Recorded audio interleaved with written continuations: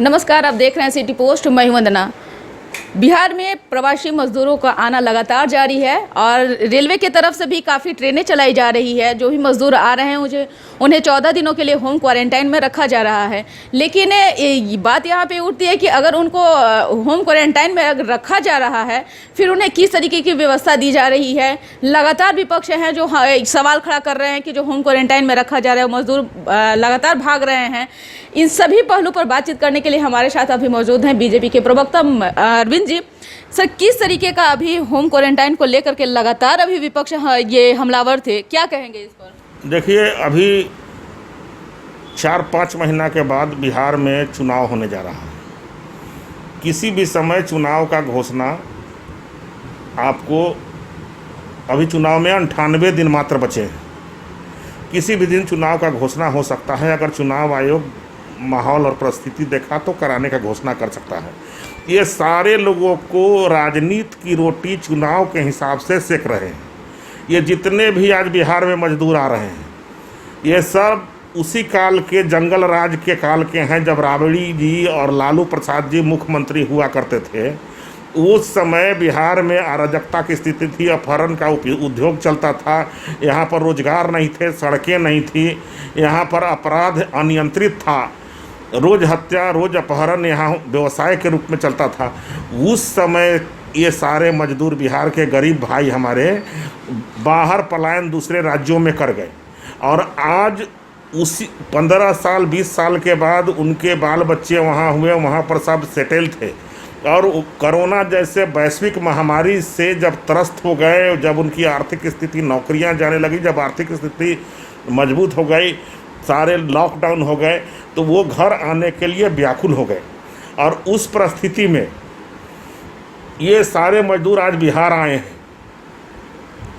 तो बिहार आए हैं तो जब बहुत संख्या में लोग, 15 लाख 20 लाख लोग जब कहीं भी आएंगे, तो किसी भी सरकार, दुनिया का किसी भी सरकार उसको वीआईपी फैसिलिटी नहीं दे सकता है। वो किसी भी तरीके से उस पूरे संख्या को नियंत्रित करके भोजन, चिकित्सा उपलब्ध कराता है। सरकार वही व्यवस्था में लगा है कि लोगों को चिकित्सा मिले, लोगों को भोजन मिल जाए, लोगों को क्वारंटाइन हम कर सके, लोगों का रोग का परीक्षण हो सके, जिनको ज़रूरत है उनको वो सुविधा प्राप्त हो। तो ये लोग उनको समझा करके, जो लोग इनको बिहार से बाहर भेजने का काम किया, वो लोग उनको समझाने का काम नहीं कर रहे हैं, उनको व्यवस्था बनवाने का काम नहीं कर रहे हैं, अधिकारियों के मिल करके उनको सहूलियत देने का काम नहीं कर रहे हैं, बल्कि उनको उकसा करके पूरे बिहार में अराजकता की स्थिति फैलाने का काम करना चाह रहे हैं कि पूरे बिहार में कोरोना फैल जाए, जो सरकार के लिए अनियंत्रित हो जाए। ऐसे मैं विपक्ष के सारे नेताओं से अनुरोध कर रहा हूँ, हाथ जोड़ करके अनुरोध कर रहा हूँ कि आप राजनीति के जगह पर करें। अभी वैश्विक महामारी है, लोगों का जीवन का विषय है। आप सरकार का साथ दें और ये सारे हमारे गरीब मजदूर भाई को आप जो है समझा बुझा करके, उनको सही बात बता करके उनको बचाने का काम करें। जी, deputy CM Sushil Kumar Modi BJP की तरफ से बयान दिए थे कि डिजिटल चुनाव होंगे, तो क्या बिहार में डिजिटल चुनाव संभव है सर? देखिए, कोरोना जैसे वैश्विक महामारी का सबसे उचित इलाज जो है कि आप, कोई दवा भी है नहीं तो आप जो है डिस्टेंस बना करके दूरी बना लीजिए, छुआछूत से अलग रहिए, आप किसी में सटिए नहीं। तो उसका एक ही विकल्प है कि आप जो है आज की डेट में जो इलेक्ट्रॉनिक वोटिंग का पद्धति है, या जो भी चुनाव आयोग निर्णय करेगा, सारे पार्टियां मिल करके ये करेगा, वो तब जा कर के कोई एक विषय पर आएगा। डिजिटल चुनाव कराने के बारे में विचार कर सकता है चुनाव आयोग। ये कहने का मतलब है, ये नहीं कहने का मतलब है कि ऐसा ही चुनाव होगा, ये विचार करने का विषय है। क्या होगा ये चुनाव आयोग करेगा, सारे विपक्ष मिल कर करेंगे। भारत जैसे बड़ा देश में जनसंख्या जहाँ अधिक है, वहाँ क्या होगा ये कहना मुश्किल है। लेकिन आप खुद सोचिए कि एक समय में लोग कहता था कि भारत में सबका खाता बैंक में खुल जाएगा, ये पॉसिबल है। लेकिन आज सभी का जनधन खाता, सारे एक एक व्यक्ति को यहाँ पर खाता बैंक में खुला हुआ है। आधार कार्ड का यूनिक नंबर हर एक व्यक्ति, एक बच्चा तक को इसी देश में मिला। नरेंद्र मोदी ने आज उसको सबको दिखाया कि विश्व में भारत हर एक व्यक्ति को एक यूनिक आईडी नंबर मिला हुआ है। सभी को बैंक में खाता खुला हुआ है। सभी को इस देश में अब गोईठा पर और लकड़ी पर खाना बनना बंद हो गया है, कोयले पर खाना बनना बंद हो गया। सभी के घर में गैस चूल्हा जलता है, सभी के हाथ में मोबाइल है। कोई सोचता नहीं था, कहता था कि मोबाइल रखेगा, गरीब रिक्शा वाला मोबाइल से बतियावेगा। आज नरेंद्र मोदी एक एक रिक्शा वाले और मजदूर के हाथ में मोबाइल दे दिए। तो इस देश में कुछ भी संभव है। ये भारत है, ये क्रियाशील लोगों का देश है, ये परिश्रमी लोगों का देश है, ये नरेंद्र मोदी का भारत है, ये पंजा और लालटेन का भारत नहीं है।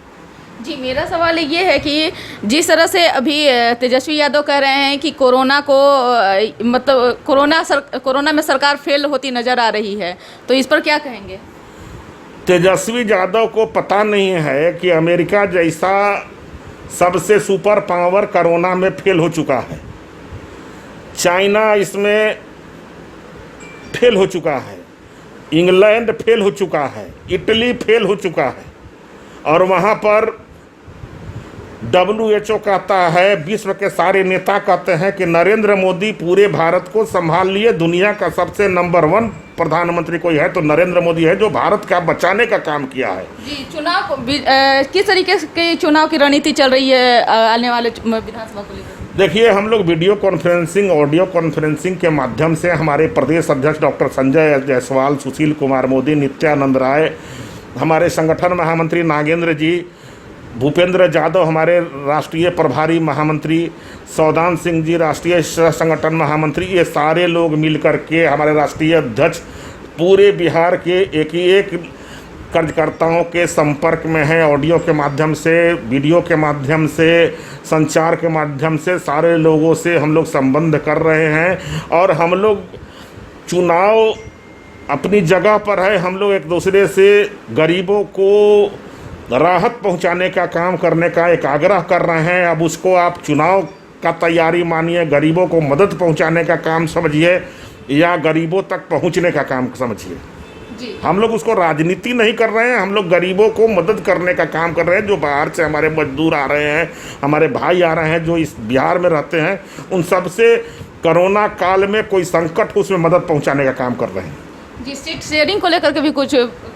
देखिए, वो सब बड़े नेताओं का विषय है, अभी सब पर कोई चर्चा नहीं है। जी, थैंक यू सर। तो ये थे बीजेपी के प्रवक्ता अरविंद सिंह जी, और इनका साफ तौर से कहना था कि अभी डिजिटल चुनाव को लेकर के अभी कहा नहीं जा सकता है, जो आला कमान तय करेंगे वही हो सकता है। और बात रहा विपक्ष का जवाब का, तो विपक्ष का काम है हमेशा से सवाल खड़ा करते रहना, तो जो विपक्ष का काम है वो अपनी भूमिका बखूबी निभा कर रहे हैं। लेकिन विधानसभा चुनाव जीतने की बात हो तो वो आने वाला वक्त ही बताएगा। तो इस खबर बस इतना ही। अगर आपको हमारी खबर अच्छी लगे, इसे अपने दोस्तों के साथ शेयर करें, हमारे चैनल को सब्सक्राइब करें, बेल आइकन जरूर दबा दें। आपका सहयोग समर्थन लगातार सिटी पोस्ट को मिल रहा है, आगे भी बनाए रखें। धन्यवाद।